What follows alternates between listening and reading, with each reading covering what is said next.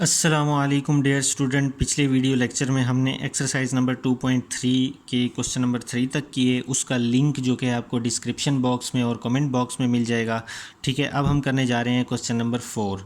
ठीक है, तो क्वेश्चन नंबर 4 का जो पार्ट फर्स्ट है, हमने सबसे पहले उसकी स्टेटमेंट को समझना है। वो कह रहे हैं the roots of the equation differ by unity.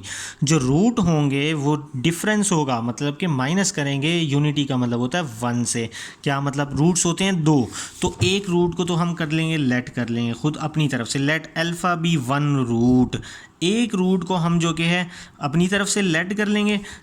Then by given condition, दी गई शर्त के मुताबिक, the other root will be, दूसरी जो रूट होगी वो क्या होगी? जो उन्होंने कंडीशन दी है, उन्होंने कहा है कि other root differ by unity, मतलब कि वही रूट को डिफरेंस ले लो।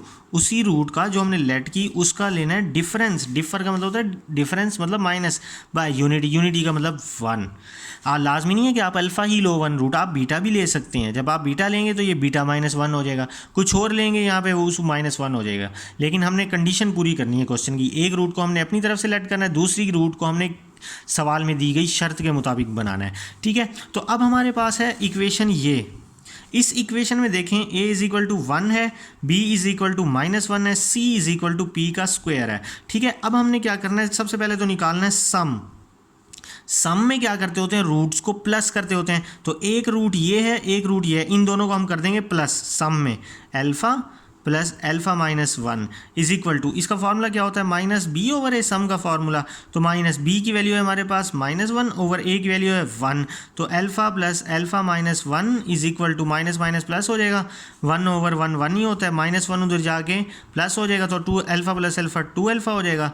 ठीक है, तो 1 + 1 2, ये 2 मल्टीप्लाई और इधर आके डिवाइड हो जाएगा। तो अल्फ़ा की वैल्यू हमारे पास कितनी आ जाएगी? 1 आ जाएगी।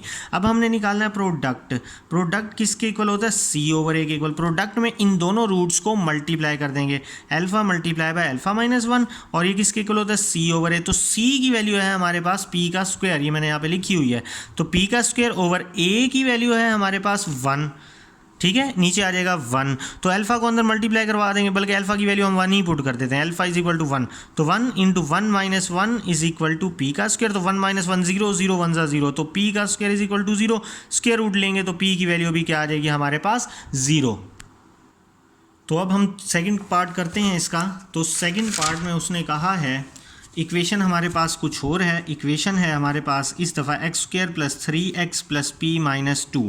ठीक है, उसने कहा है कि roots of the equation differ by 2। तो सबसे पहले हम लेट कर लेंगे एक रूट अपनी तरफ से, लेट अल्फ़ा बी 1 रूट।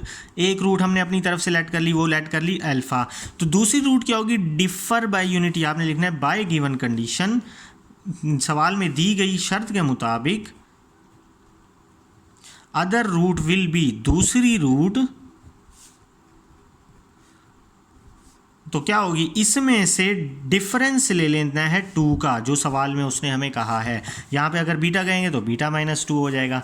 ठीक है, तो अब हमने सबसे पहले क्या करना है? इसमें देखें, इक्वेशन में a की वैल्यू है x² के साथ वाली, b है x के साथ वाली, जिसके साथ x नहीं है वो c की वैल्यू है।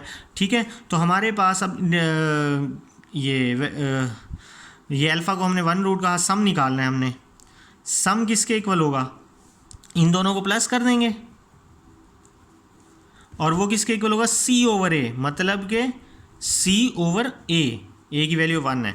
तो alpha plus alpha -2 is equal to p -2, alpha plus alpha 2, p -2 इधर आगे +2 हो जाएगा, तो ये इससे कैंसिल हो जाएगा।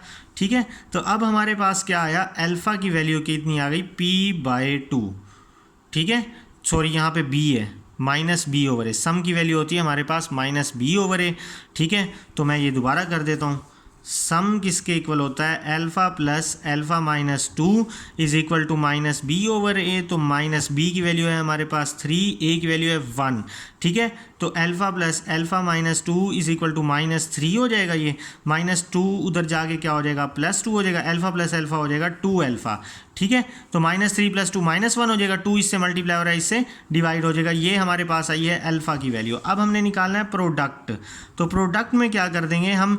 इन दोनों दोनों रूट्स को मल्टीप्लाई कर देंगे, alpha multiply by alpha minus two, alpha multiply by alpha minus two which is equal to C over A. तो सी की वैल्यू हमारे पास क्या है, P minus two over A की वैल्यू है 1, तो पी माइनस टू ओवर 1, तो ये इस तरह से हो जाएगा।